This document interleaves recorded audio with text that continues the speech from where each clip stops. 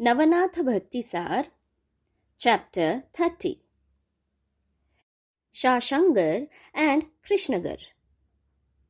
Lord Datta gave Bhartari all the Siddhi and helped him attain the title Chiranjeev.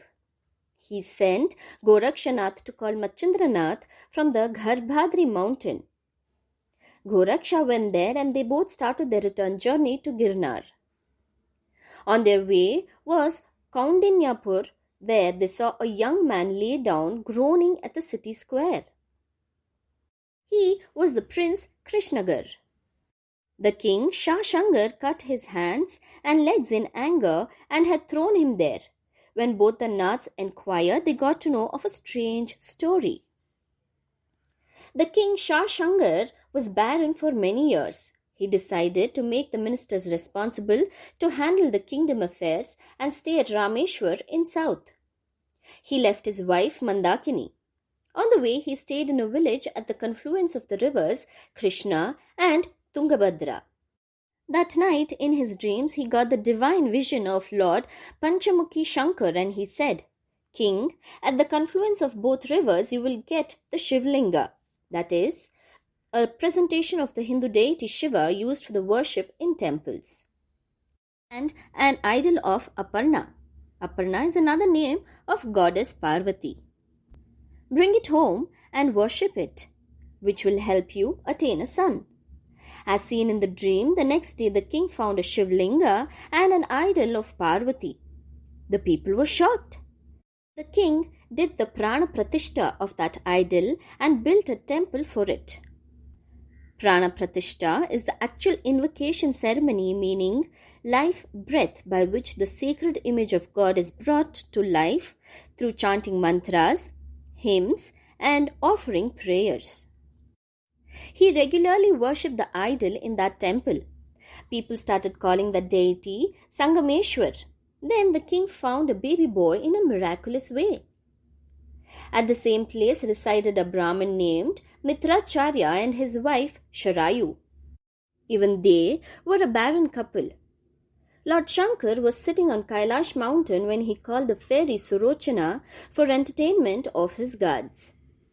While dancing, she felt attraction towards Lord Shankar.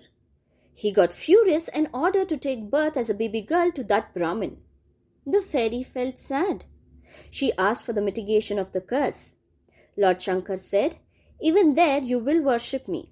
I will give you divine vision and will touch you. That is when you will turn into a fairy again." Mitracharya gave birth to a baby girl and named her Kadamba. She was as beautiful as a fairy. Since childhood, she had extreme adoration for Lord Shankar. She visited the temple regularly with her parents. One day, she went to the temple alone and on her way back, Lord Shankar gave her divine vision. She got scared seeing him and started running. Lord Shankar caught her at the bank of river Krishna. To free her from the curse, Lord Shankar held her hand. Her body disappeared and she went to heaven in her original form. An illumination fell from the body of Lord Shankar into the flowing river Krishna. At the same time, King Shashangar was standing in the river to perform Arghya. Arghya is offering water to the sun at dawn. To Lord Sun, he took some water in his cupped hands. Lord Shankar's illumination, which had come flowing with water, came into his hands, and as soon as it touched the king's skin, a beautiful baby was formed out of it. The king was surprised. "I have got this child due to Lord Shankar's blessings, exactly the way I had seen in my dream." Saying this, he kept praising Lord Shankar every now and then. He gave the child to Mandakini and they both came back to their original city happily. They had got that child in the Krishna river, and so they named him Krishnagar. Mandakini passed away after some years. Krishnagar was only 17 years old then.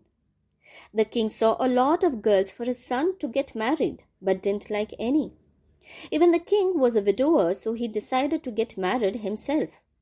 He got married to the princess Bhujavati, daughter of King Bhujadwaj, from Chitrakoot. Princess Bujavati was 13 to 14 years old. Because of this Queen Bujavati, Krishnagar had got into big trouble. The queen had seen Krishnagar just once at the time of her marriage. One day when the king had gone hunting, Queen Bujavati saw Krishnagar while he was flying a kite. His handsomeness aroused her. She didn't know that he was a husband's son. She felt so lustful that she called him to her palace to her most faithful maid. When he came, she told him her desire in private. But he had become cautious on seeing her gaze. He said, "You are my mother. How can you ask something so weird? This is a sin." He did not wait there even for a second. As he left, King Bujavati got scared and she called her maid. On telling her the entire scene, she said, "Your Highness, don't you be scared. I'll tell you a trick." Fruition. The recitation of this chapter will blind the thieves. Jai Jai Gurudeva.